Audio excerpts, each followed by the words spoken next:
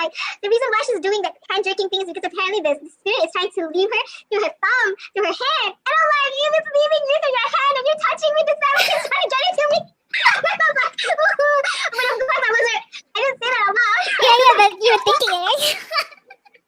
And then the girl B in front, girl C in front started screaming, ah! It was like a really shrill scream. Like she was like, as in like she was bigger.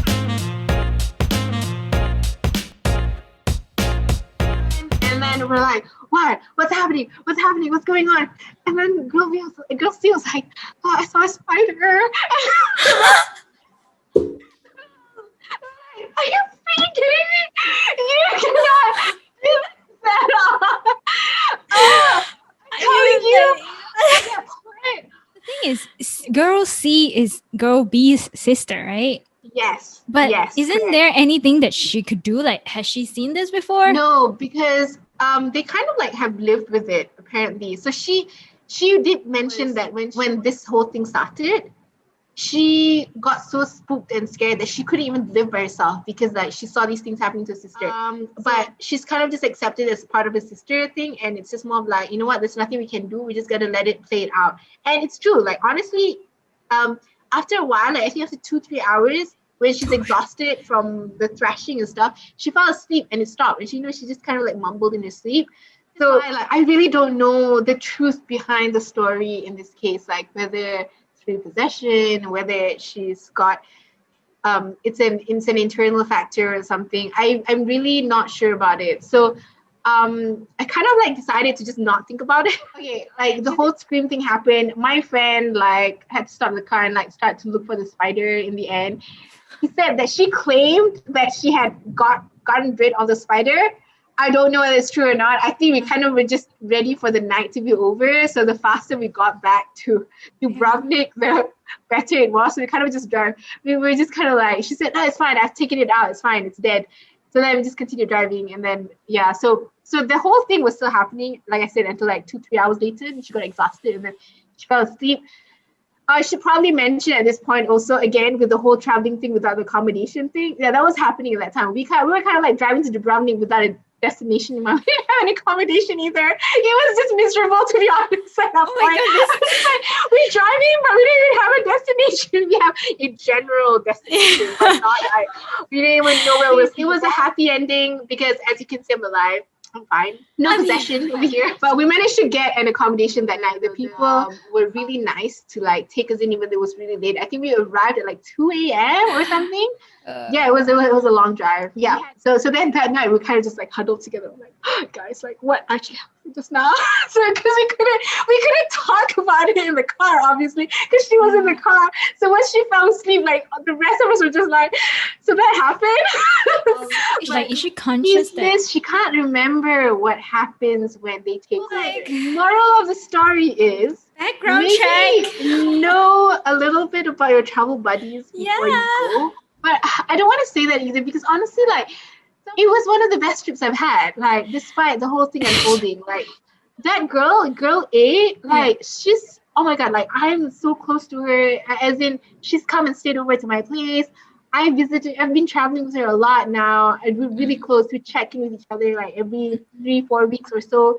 For my friend, the Norway girl, she's really close friends to girl A now also. Oh. Like, heck, like they travel without me now. And I'm just like, excuse me, I brought the two of you together. No, I'm joking. I'm glad. Give me some credit. Oh, yeah. So it's really nice to see friends from different travel groups meet up and be okay as well. So that's pretty cool. That's why I don't really want to say, like, make background checks or be wary of who you travel with because some of your best travel buddies are those who you don't know and you take a risk with. And, you know, they become friends for life. Hopefully, I will stay friends with them for life. Maybe a miss, but yeah, like, I guess everything with life is that way, isn't it? Like, you just never know. You're just really, like, courageous, I would say. Like, honestly, yes, I agree on the part, like, you know, spontaneous trips, like, ends up being the best trips ever. But honestly, like, girl, something really bad could have happened. It could have happened. I know. Like I said, that was the first and I think the only time I've ever felt like dying on the street. But it turned out fine, so I'm okay. I think that was like my most crazy one that I hold dear to my heart. Just hearing from it, like I'm just like so blown away. It's like really, it just gives me a lot of chills. Like honestly, like the part like when she's trashing herself and like she's bumbling and all that. That wasn't fun. I mean, I can laugh about it now, but at that moment. I think the best part about like you meeting all your friends like during traveling, it's because like they match the kind of energy level and the kind of risk level that you can manage. Like gotta be really careful and really like take care of your safety, because I've traveled to like places where really, we got scammed and got robbed. You've been robbed? I didn't get robbed, but I was like, like the diversion kind of person that they were using. I remember one time during this land in Barcelona, and then we were going to take a train to our accommodation. So we got out of the train station and like, we were carrying our luggages and all that. And then suddenly out of nowhere, like 3 men came and helped me carry my luggage. I was holding it, but like they were trying to hold it as well, lifting me up through the stairs. And I was like, act of kindness, but like I'm kind of skeptical. Okay. I mean, I didn't ask for it, right? I mean, and at this point, we're just kind of like, okay, carry me then. Yeah. But it's just like, well, this is happening. I'm so sorry. Yeah, they literally just dragged me. Like I'm really small size. Coming back to it, like I'm fun size. I don't have any strength to kind of like retaliate or all that. Even I was like, it's fine. Like I don't need your help. I don't know what their intentions are. My friends were like at the back of me, and they were actually laughing at that point because they thought it was like funny. Like you literally could have actually been like in the midst of being kidnapped, and they were laughing. Yeah, they were laughing at me. Oh my god, like friends. Looking back, your life choices. I know. I was like, did I make the right choices? And I looked back and I was like, guys, like, come on, like, help me out. Like, because I was getting really far away from them. It turns out that actually they have snatched one of my friends' wallet, and then like as a miss of like a like a diversion, it was really fast. Like everything you can't even process, because once they take away the wallet, right, then they came to me, and then so the attention would be on me, right? And then after that my friend just kind of realized that, oh my god, like where's my wallet, like I can find it, it's gone before you know it, because like once they helped me up to the stairs, and then they just like kind of like left. It's a common trope that I'm hearing a lot with Barcelona. I think like 3 separate people have told me this story about them getting pickpocketed in Barcelona. One of my friend's story was that she had like this bunch of kids just like surrounding her, like confusing her. And next thing she knows, her wallet's gone. And stuff's gone. But on that point, though, it's like that is actually worth pointing out, because I really do believe that a good backpack is. Because I always travel with backpacks, right? Yeah. So I have this backpack where the passport and the really important stuff, it's located on the back side of the bag. So when you hoist it up, right? So the thing that like sticks to your back. So there's like a pocket there. And I love it, like, because it's easy to reach, but like, it's not a pretty backpack. Every time that backpack is in a picture frame, I'm just like, oh my god, that's so ugly. It kind of just like ruins the whole picture. But it can be safe on this one. But as long as it keeps all your things safe, I would rather that, because it does happen a lot of times. Like you get robbed and all that. Like my friend lost her passport, and the whole thing about losing your passport is so damn annoying. Because you gotta go to the consulate. If you travel in a foreign country, like it's best if you travel in groups and you don't actually leave somebody behind. Because like that time my friend wanted to go to the loo, and then she was like, you know what, it's fine, I can go by myself, you guys can go do whatever. And we were like, okay, it's just literally like next door, like what could happen, right? And then the thing is, once she came out, she realized that her passport was gone, and we don't know whether she was robbed or she dropped it, because we searched high and low back for the passport and it was gone. What she mentioned was that she put at the back of the backpack line. I think if you unzip it, it's very easy to take. And we actually ended up going to the police station. I could barely understand the language, and then had to end up going to the embassy, and then like she had to fly back to London to get a temporary passport, and because we were supposed to go to Budapest next, and we had to reschedule, which she ended up booking like another night there. She flew to London, and then she flew back. So actually like the days really shortened, but she really wanted to be with us, so like there's so much additional cost there. Oh my god, I've never had, and I hope I will never ever have to experience it. But that's like a legit fear of mine. So like Okay, wait, speaking of toilets, right? I don't know.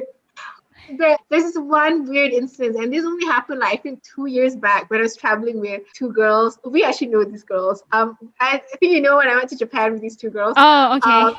Yeah, so that was the one every time. You know how usually when you go and travel, you always make sure to get all your business done in your hotel room because you don't want to use public toilets. Yeah. But then it was the opposite on that trip because oh my god. Okay, so I just need to give you context. Like this hotel I was staying in, it used to be a brothel. Oh. So it was a very, very old brothel. The toilet, the squat down toilet. And I know like in Malaysia you have those. Yeah. But I've not encountered that kind of toilet since the outhouse at my grandma's house got demolished. And you know, my grandma's house is like really old. So they had an outhouse. It was like a kampung style house.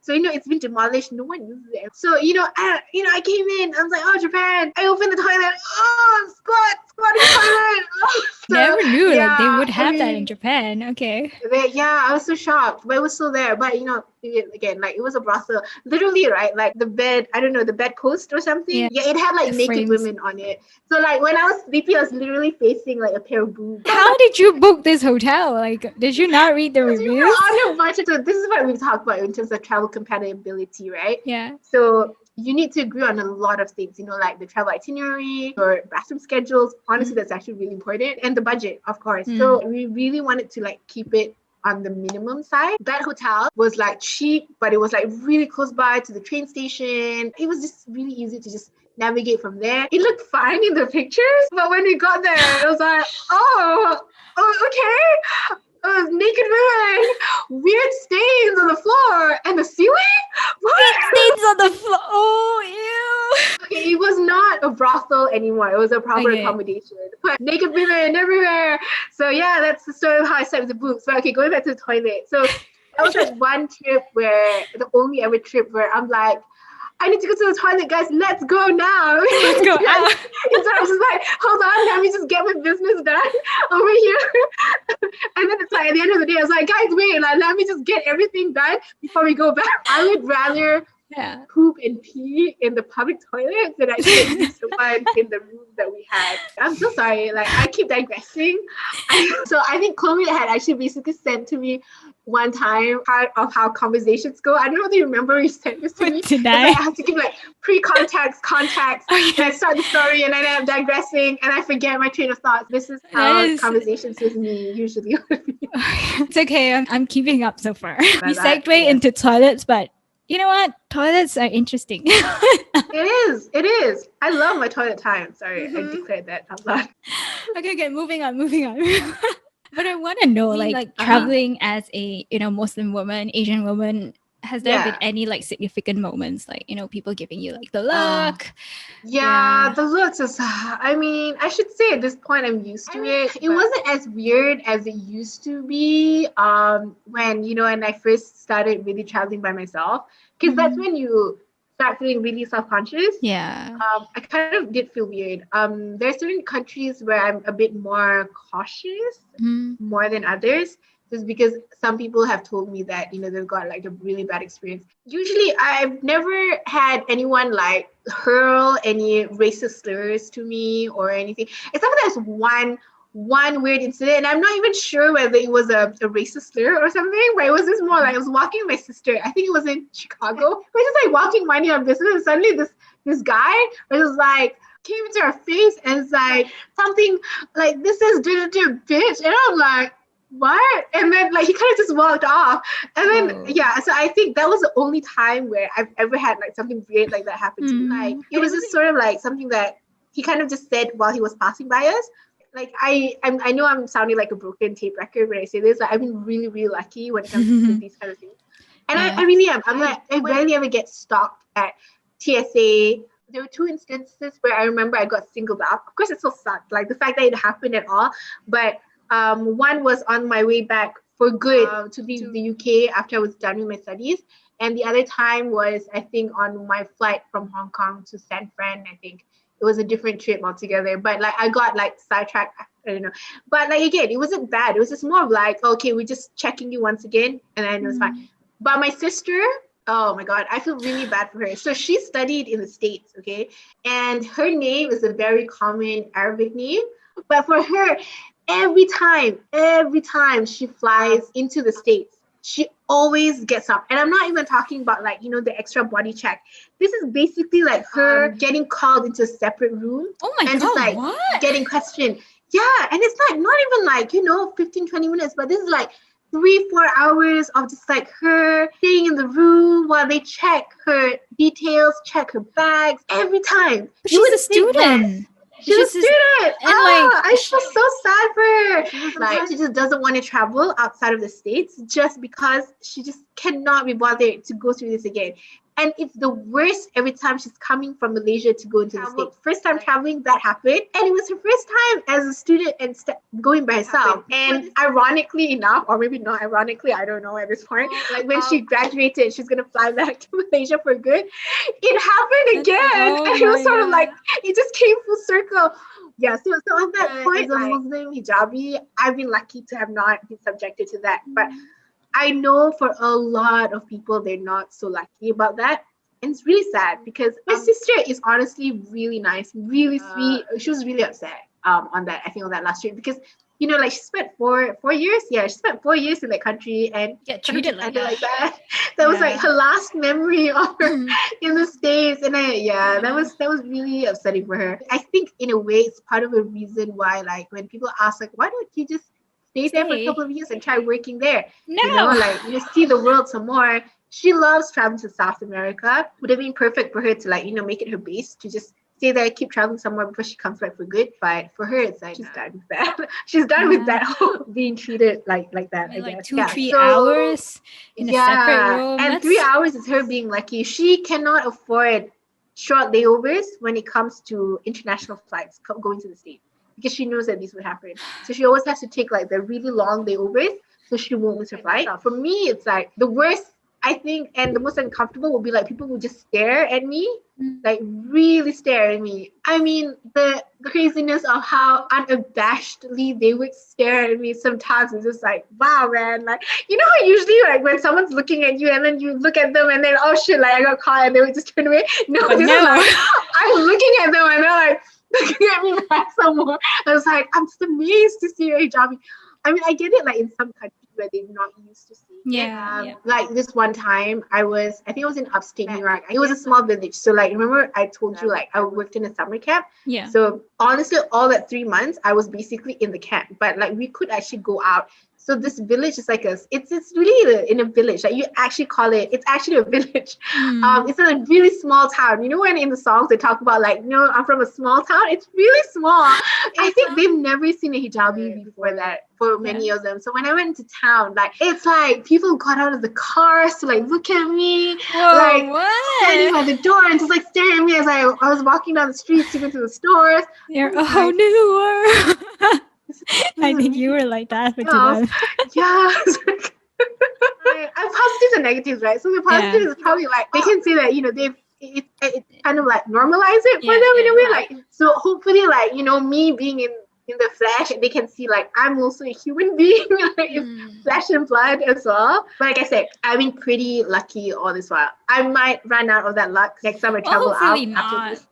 Hopefully not. Yeah, I mean, like I would reckon that would ruin my holiday. Yeah. If that were the case. It just comes back to like being a little bit more like extra cautious and like careful about where you're going to, because I know that right now the hate against like Muslims and Asians has really sort of like triple fold since like years back. So everything that we're seeing on the news right now is very scary. Like people just stab people just because of how they look. Yeah. And that is for the way we are. Yeah. It is sad because it's not like it's not like something that we can live in. It's not a choice. And at the end of the day, like we're all just humans who just want to live our lives. Yeah. And the reality is it is that like there are these people outside. I'm not going to sugarcoat it. And some people have I don't even want to say unlucky, because it's like it's not even right to even blame it on luck in this case, where the person gets stabbed at the end of the day.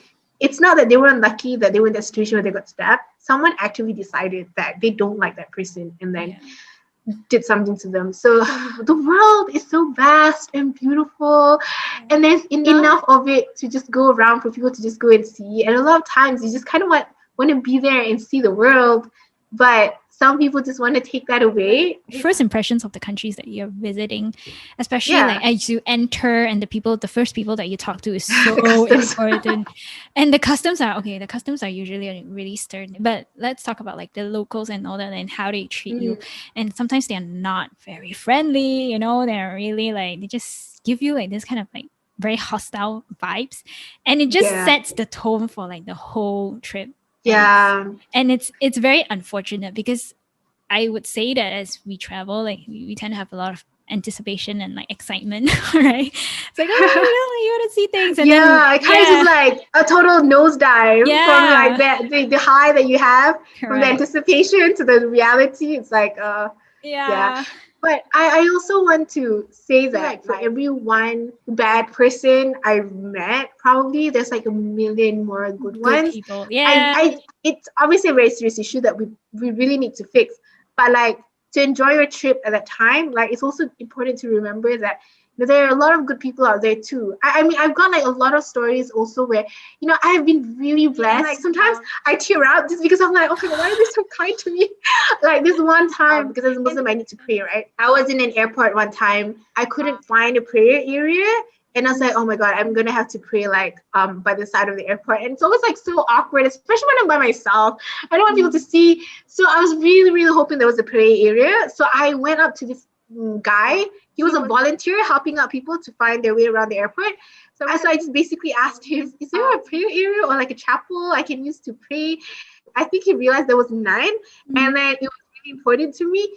So he basically went out of his way to like ask the people who were really working at it, because he was a volunteer. And I was like, do we have a chapel or not? Like he went around, took a couple of minutes of his time to like look for one. There wasn't any. And then he was like, you know what? It's fine. Come to my office. I will let you stay. And you know, this guy didn't even know me at all.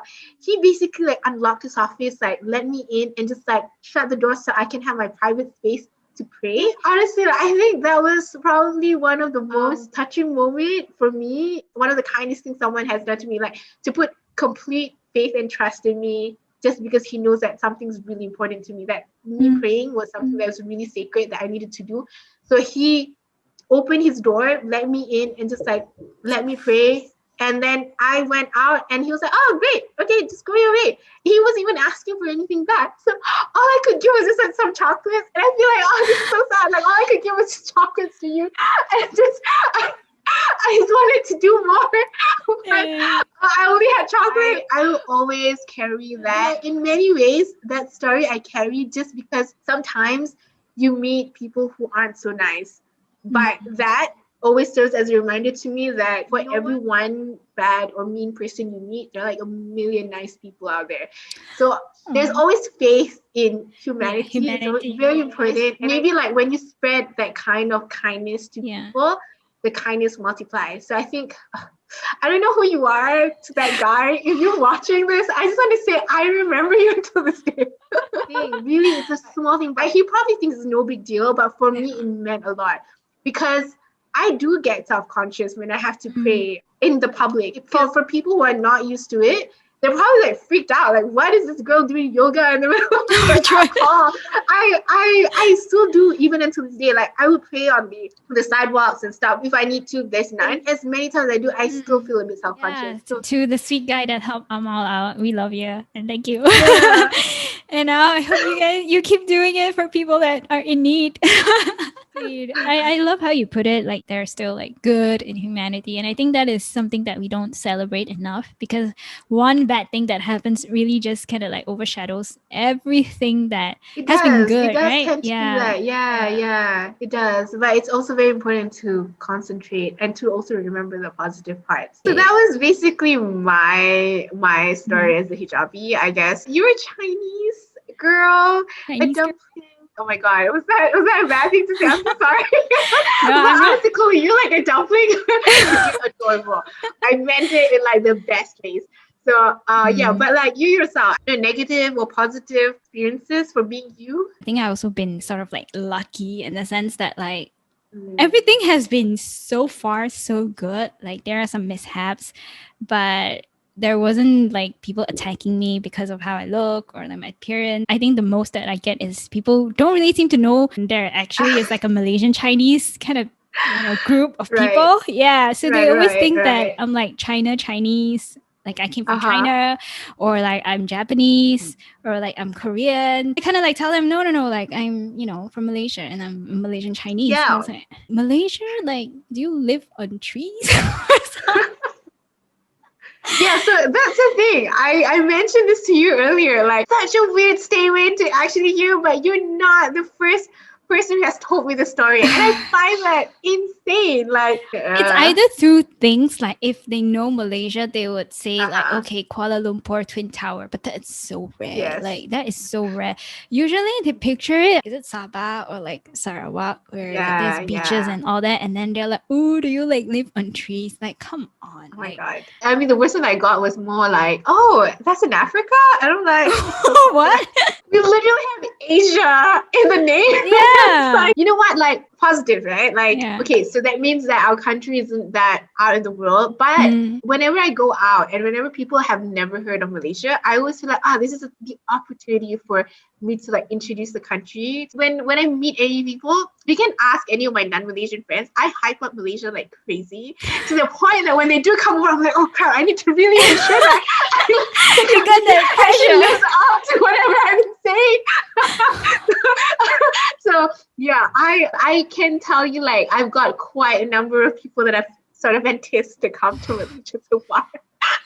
Yeah. So yes, Tourism Malaysia, if you need an ambassador, I am more than happy to be one. We've got Amal here who is like really ready and she knows all the places. Hit her up. Yeah, I know. So like I knew throughout the podcast itself, like I've been talking about traveling abroad, but I am a huge fan of traveling within Malaysia itself. Number one thing, of course, the food being, but our beaches, a lot of people don't even know we've got like amazing beaches. Maybe I don't know. Point. Tell me about it. My favorite, hands down, the ones in Sabah is just like out of this world. Just amazing. Like Mabul. And then if you can dive in Sipadan, people from all over the world, like the diving community would just like flock to Malaysia to come to like dive. And we have so many people who aren't even aware that, Sipadan is an island in Malaysia. So that's kind of sad. But yeah, I also hype up, these kind of places to my friends as well. So again, Tourism Malaysia, if you want an ambassador, I am in love with the country. I mean, for all the beautiful places that we have and the people and the culture and the food, it's just amazing. So yeah, so that's just my tourism 2021 Malaysia message. I would agree that it's really, really beautiful. Like in Malaysia, we have like different cultures here and they don't know that, there are so many different type of people. And yes, we can speak English. Okay. Right?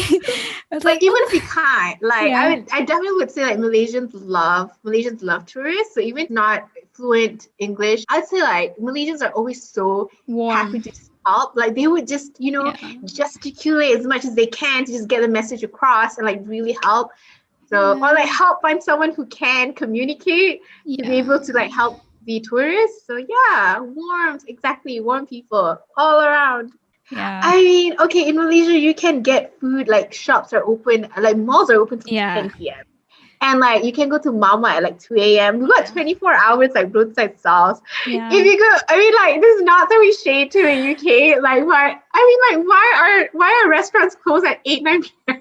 No. Nothing is open after 6 or 7, especially like I mean maybe in London, like you've got and you have the pubs and the clubs that are open till late, but if I just want to go and hang out and like, eat, I can't really do that unless I order takeout to the home, which I actually really do love, but still like, it's open till late. Yeah. That's pretty cool.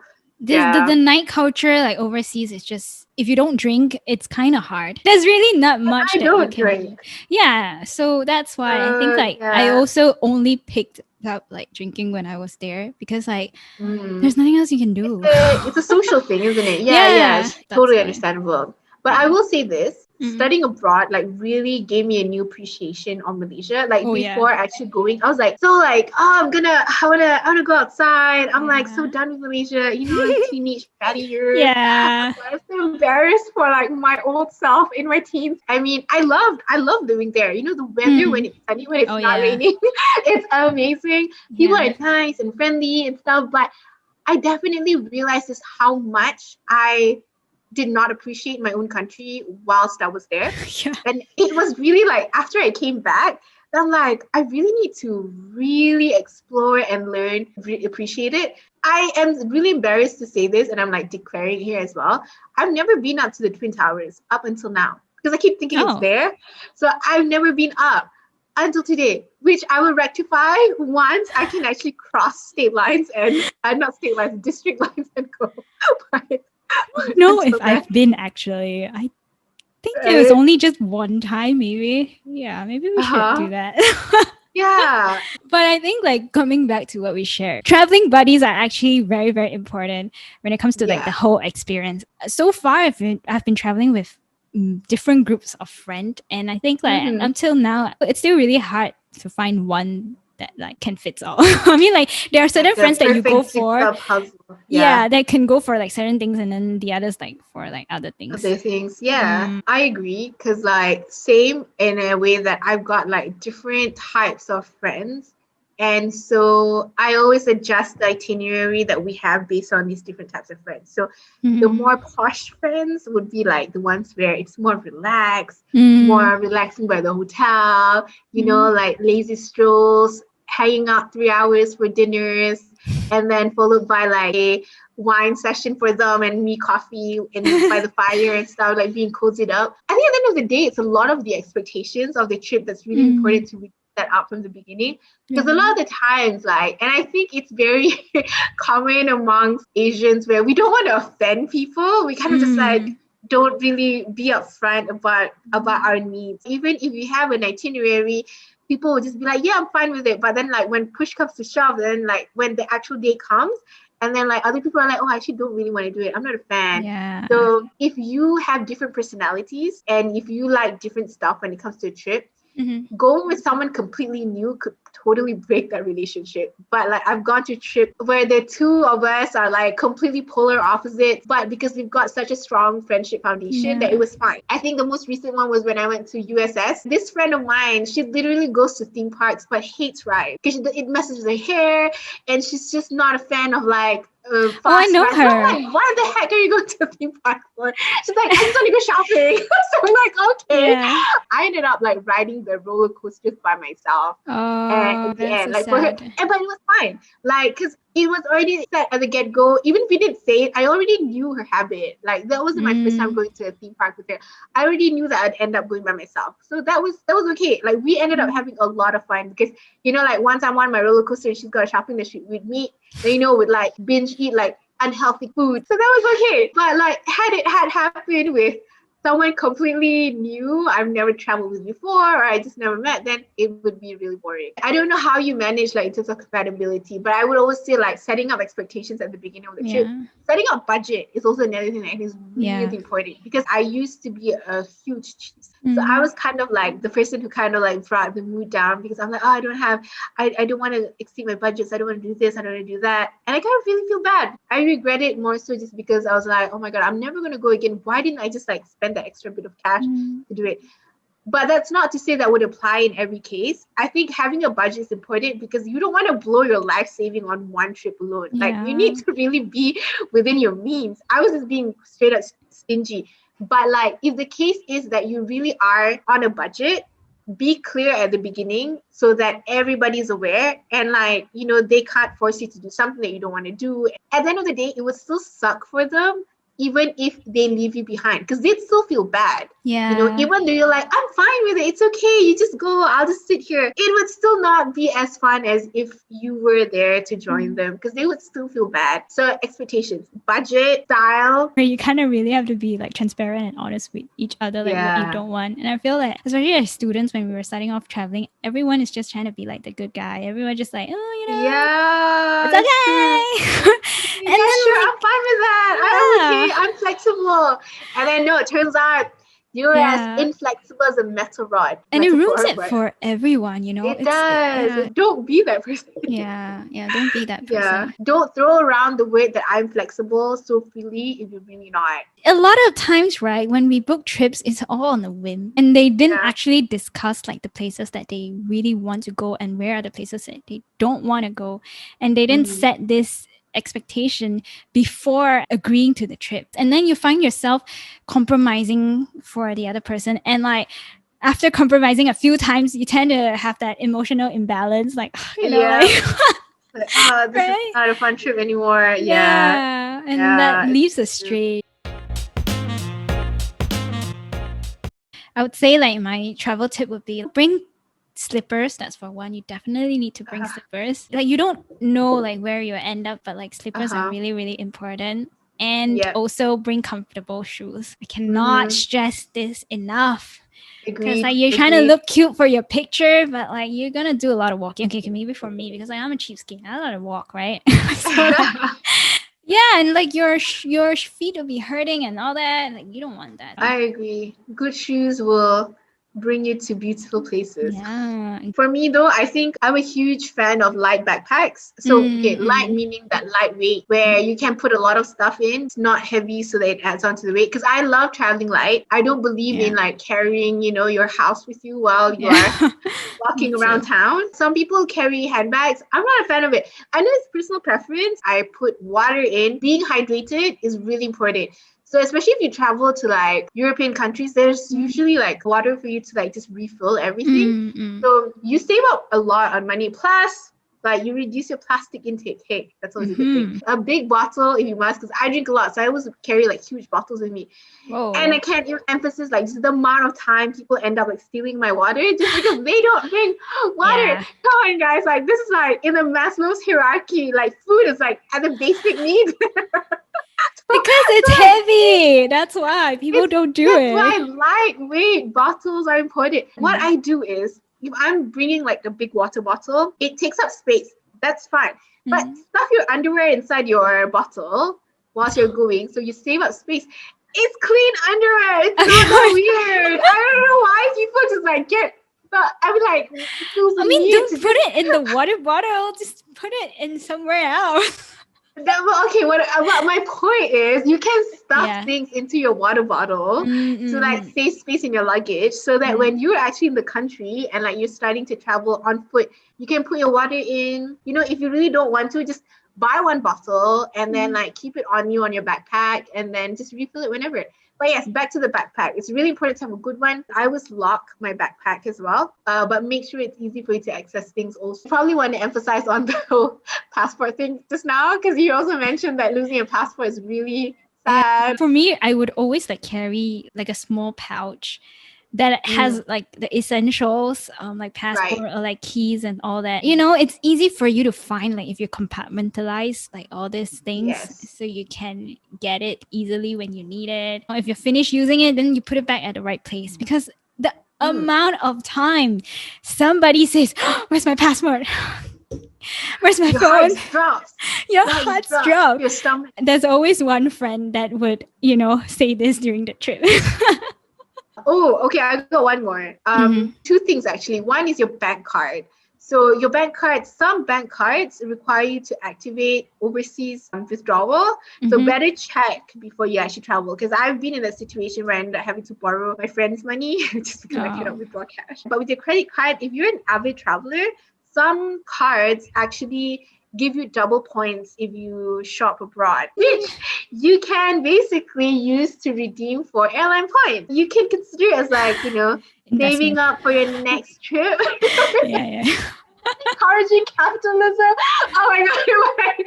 But you're gonna be there. You're gonna shop anyway. Yeah. Why not? I would always like not pack extremely like full for my luggages. Like if there's anything you need, just buy it there. Honestly, it's not going to be that expensive. Like you don't need to bring everything from your house to wherever you're traveling. Because if it's full as you are going, you're definitely going to need to pay for like, you know, what's that called? Overweight charges, right? for your baggages when you return, because you're definitely gonna buy stuff.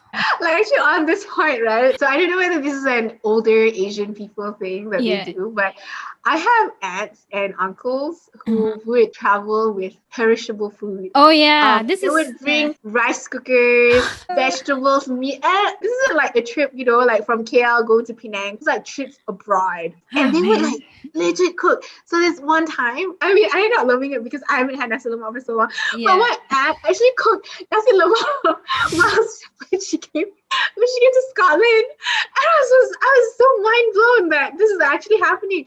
Like, oh my god, you actually brought a rice cooker, and it was like nasi lemak. They made like the sambal prepared, so like, you know, they kind of just like boiled the eggs separately and like cut the cucumbers and stuff. Mind blown. But honestly, I would never ever travel that way. I admit it's a good way to save money. For example, I think if you go to Iceland, one sandwich can cost you like 30 ringgit, 50 ringgit, because they're really expensive. If you're saving money, then yes. And I come from a position of privilege to say that I'm able to like just buy, because I actually want to experience local cuisine. But again, I guess it goes back to the expectations, because like I know my mom got really annoyed when she traveled with her siblings. Like she got a huge sibling.